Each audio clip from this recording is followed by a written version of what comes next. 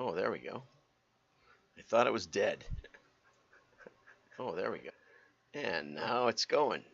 Five, four, three, two, one. I'm John Miglosh for the Wisconsin DMA and the International Society for Strategic Marketing. Oops, I did the old greeting. After years of this, it just goes.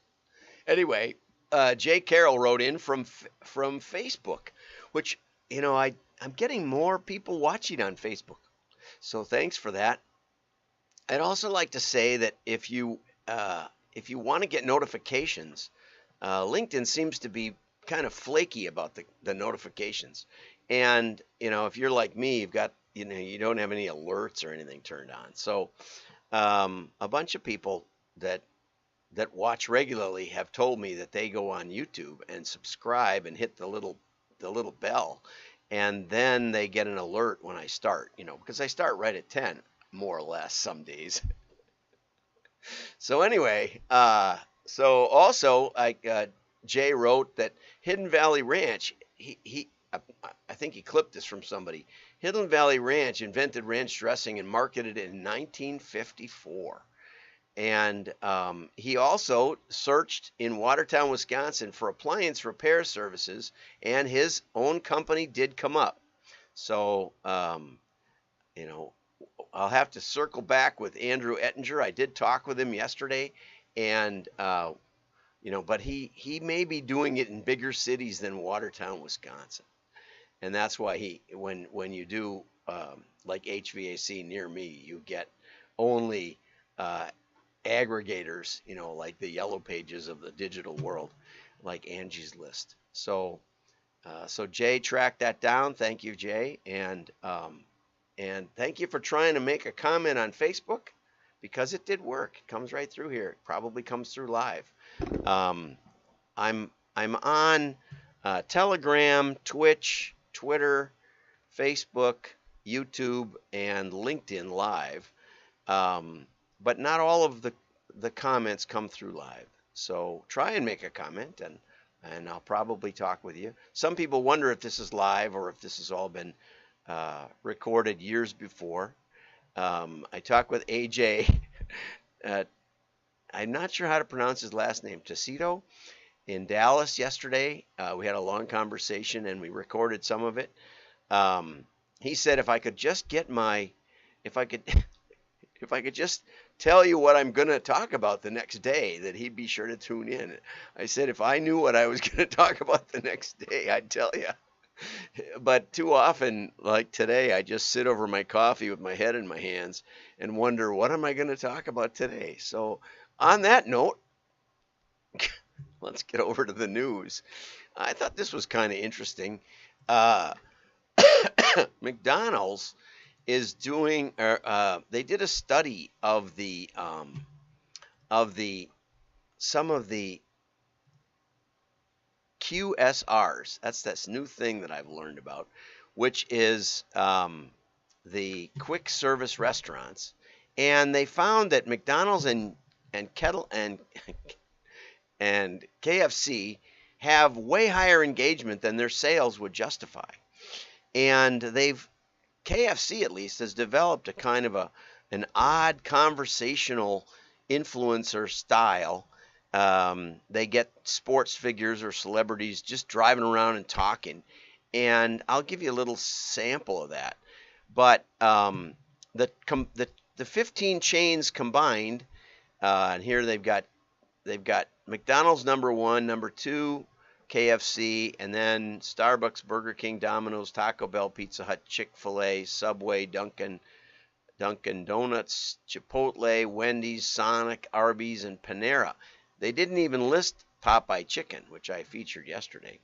But the 15 chains garnered 21 billion YouTube views of their paid, owned, and earned content, which is up 40% since 2019. And the video content plays with culture, is highly engaging, as in KFC's YouTube production of The Wingman. And I'll just show you a little clip of that right now. Let's get over to that. Let's see if I can get that to work. Okay, here we go. Boom, boom, Where is it? I thought I put it on there. Oh, that was a PDF for Wingman. There we go. Okay, so let's get it going here. Is getting passed over. We will be sharing the load this season. We can't rule anyone in, but we can rule people out.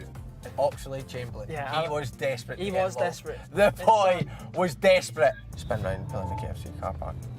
You're driving to. Then they're going Why do through you think? KFC. Why do you think I'm always the designated driver? Is there anyone else we can categorically rule out? Yeah, Hendo's not going to be in this bad boy. They're talking about who they don't want on their show. Lana would be good on it. And then they start talking about KFC unfortunately, and whether to use gravy or not. Thing on your chin. I can hardly understand them. I wanted that to be gone honest. too. Oh, you smell like KFC. I love a zinger meal. I love a boneless banquet. Zinger meal. It smells like fried chicken, and don't get me started on the gravy. Really? I don't get the gravy. No. I don't get it. Don't get it. That's a crime. Anytime I get KFC popcorn chicken. Popcorn chicken is a must. Yeah, it's a must. They are ridiculous. They are ridiculous. It is a good day off treat. Yeah, it is. It is. That will drive through Max Height, and they're not. Yeah, you know, he's driving a Porsche, I think. You know, Kimura. Anyway. What? Anyway, so this is what it goes on like. It's a 10-minute clip. You think that I ramble? Anyway, and I couldn't make a whole lot of sense out of it because I don't know. I think they're soccer players. They'd call them football. And I do follow the Premier League, but I don't know these guys because I follow the Tottenham Hotspurs with Harry Kane and Son. They always call him just Son, but I know he has a first name. Anyway, great. What? They're coming from behind. They're going to make it into the Euro Champions League or whatever it's called. Obviously, I don't know much about it, but I enjoy watching the highlights. Boy, there were some beautiful, beautiful goals against Arsenal this week. Oh my gosh! They said it was one of the biggest games they've played in the last few years, maybe decades. Yeah, they beat Arsenal 3-0, and we won't get into that. We better not get into that. Anyway, so back to the article. This Wingman format is almost 3 times as engaging as the average video on YouTube. The approach increases affinity through celebrity endorsement, but it's an easy one-on-one conversation. So in some ways, it's a kind of a whole new style of celebrity endorsement where it's very, very casual and people enjoy the conversation. So anyway, there's an idea for you. RoyalMail research finds that consumers want choice over their communication. Well, that was one piece of the study, but this is actually one of the better reviews. I've touched on this study now 3 or 4 times in the last month. It came out a while ago, but this guy actually, Richard Stewart Turner, gives some of the details. There were 6,000 consumers in the study, and it was done by Trinity McQueen, which I thought was a person. When I tried to connect with them on LinkedIn, they gave me a like. Then I found out that wasn't a person. It was a research company. So it was commissioned by Trinity McQueen in partnership with RoyalMail and Accenture. So anyway, 42% of respondents were encouraged to go paperless. I don't know if that was part of the study. But only 24% did. That's still a 50% response. But only half of those were happy to do it. We fought that urge because it's hard enough to pay your bills on time and things. I know you should all be automated. That's what my kids say. But, it sure helps to stack up the bills in a pile. I think so. And they found another part that they found. Physical mail was particularly effective when the communication needs to be read. So when I do, proposals and important writing, I usually print it out to read it. For some reason, it does impact me more. I mean, we all know these things. If you try both, I read all of War and Peace. No, all of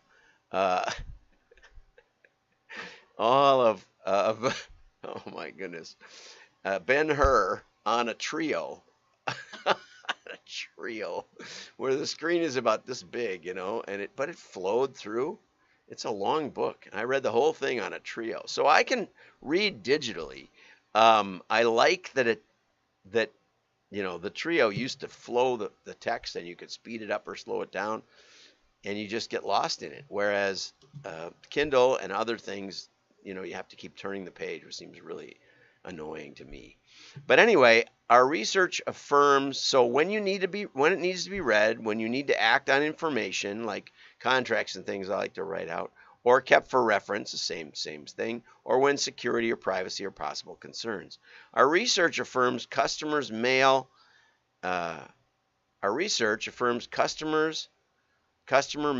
importance in a customer relationship, and demonstrates that it can bolster their CX strategy. Tomorrow we're going to talk a little more about the digital fraud, how Twitter can't even find the bots now. It seems like they're smarter. The bots are smarter than the bot police. But mail can add personal value to customers and commercial value to organizations. Printers and mailing houses, and this is the part I wanted to get to, have a huge opportunity to act upon this research by sharing the valuable insights to their customers and implementing some of the best practices. Okay, this was an excellent article I wanted to get to yesterday, and I should have started with it. But this is it looks like it's down at the bottom. It says Agnes Gray is who you get in touch with, and I'm guessing she's part of Gray and Sons and Wives and Daughters or something.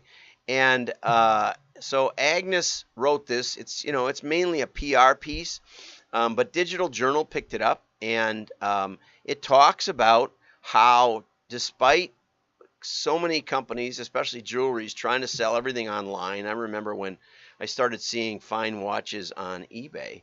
I'm somewhat interested in watches.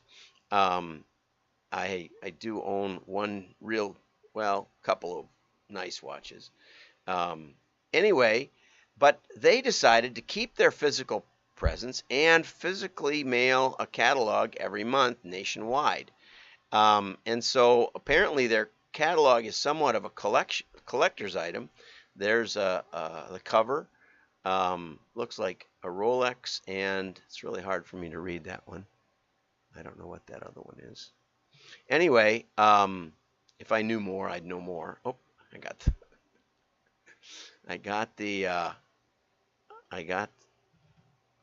sometimes I can get this stuff to